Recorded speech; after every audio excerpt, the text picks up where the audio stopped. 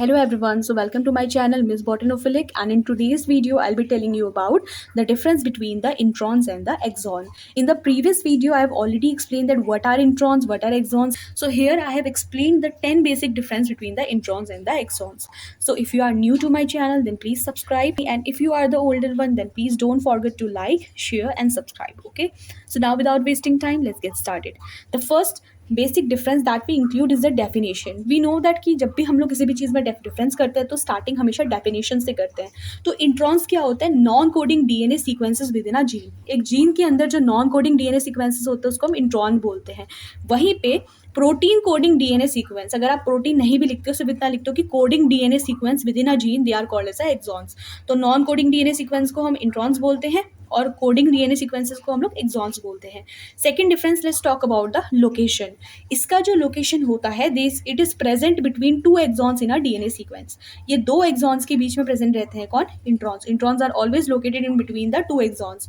और अगर हम लोग एक्सॉन्स के बारे में बोलते हैं तो एक्सॉन्स क्या होता है? The exon codes for some kind of protein. तो ये प्रोटीन क्या होता है? These are present between either untranslated region और टू इंट्रॉन. ठीक है, तो बेसिकली क्या हो जाता है कि यहाँ पे जैसे हमने इंट्रॉन्स में बोला कि इसकी लोकेशन होती है बिटवीन टू एक्सॉन्स, तो वैसे ही एक्सॉन की लोकेशन होती है बिटवीन टू इंट्रॉन्स या फिर दो वो अनट्रांसलेटेड रीजन्स के बीच में भी प्रेजेंट रह सकता है. इसके बाद से वी हैव द डिस्ट्रीब्यूशन.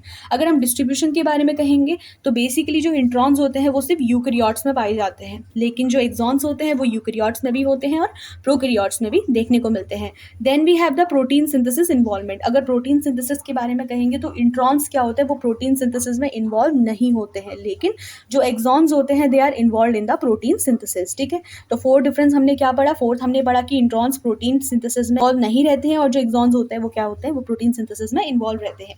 इसके बाद से अगर हम क्वांटिटी के बारे में कहेंगे या फिर नंबर्स के अकॉर्डिंग अगर हम लोग इंट्रॉन्स और एक्सॉन्स को आपस में कंपेयर करेंगे तो इंट्रॉन्स क्या होते हैं? इनकी क्वांटिटी यानी कि इनका जो नंबर होता है वो एक्सॉन्स से हमेशा ज़्यादा होता है, लेकिन जो एक्सॉन्स होते हैं वो इंट्रॉन्स के कंपैरिजन क्या होता है? काफ़ी कम होते हैं. तो मैंने यहाँ पे लिखा है कि जो क्वांटिटी होती है वो इंट्रॉन्स की मोर क्वांटिटी होती है और वही एक्सॉन्स की कैसी होती है? Lesser than the introns. Then next we have the alternating splicing. तो now what is alternative splicing? अगर हमने इसके बारे में मैंने आपको एक्सॉन्स में बताया था कि जो ऑल्टरनेटिंग स्प्लाइसिंग होती है वो इंट्रॉन्स और एक्सॉन्स के केसेस पे कैसे डिफरेंट डिफरेंट रोल प्ले करती है.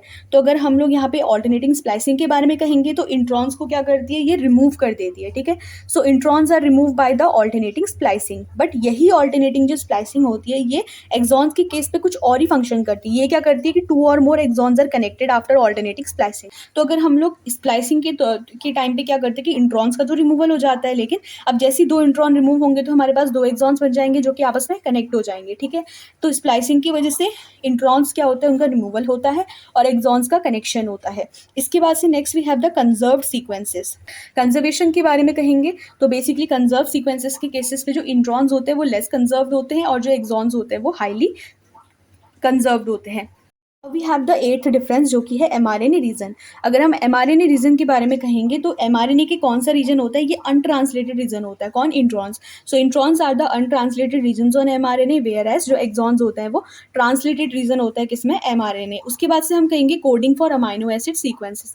तो ऑब्वियसली बात है, हमने बोला कि इंट्रॉन्स क्या होता है? वो प्रोटीन सिंथेसिस में इन्वॉल्व नहीं होते हैं. तो ऑब्वियसली बात है कि क्या होगा कि coding for amino acid sequence कहेंगे. अगर वो प्रोटीन्स के लिए नहीं कोड कर रहे हैं तो उसका मतलब वो अमाइनो एसिड के लिए भी कोड नहीं करेंगे, क्योंकि अमाइनो एसिड क्या होती है? प्रोटीन की बेसिक यूनिट होती है.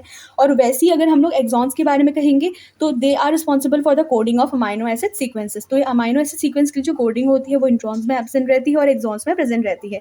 अगर आपका एग्जाम में आता है कि आपको इंट्रॉन्स और एक्सॉन्स के बीच में डिफरेंशिएट करना है तो आप आराम से ये 10 पॉइंट्स एक्सप्लेन कर सकते हो about it's definition, location, distribution, protein synthesis involvement की उनका इन्वॉल्वमेंट होता है नहीं होता है प्रोटीन सिंथेसिस में. उसके बाद से on the basis of their quantity, alternative splicing के अकॉर्डिंग, ठीक है, कंजर्व सीक्वेंसेस के अकॉर्डिंग, एमआरएनए रीजन के अकॉर्डिंग, और लास्ट में क्या आता है? Coding for amino acid sequences के अकॉर्डिंग. एंड लास्ट की ये मेच्योर जो आरएनए होता है उसमें इनका अपेरेंस होता है या फिर नहीं होता है. ठीक है, so these are the only notes under the topic the difference between the introns and the exons. So if the video is helpful then please like, share and subscribe. Thank you.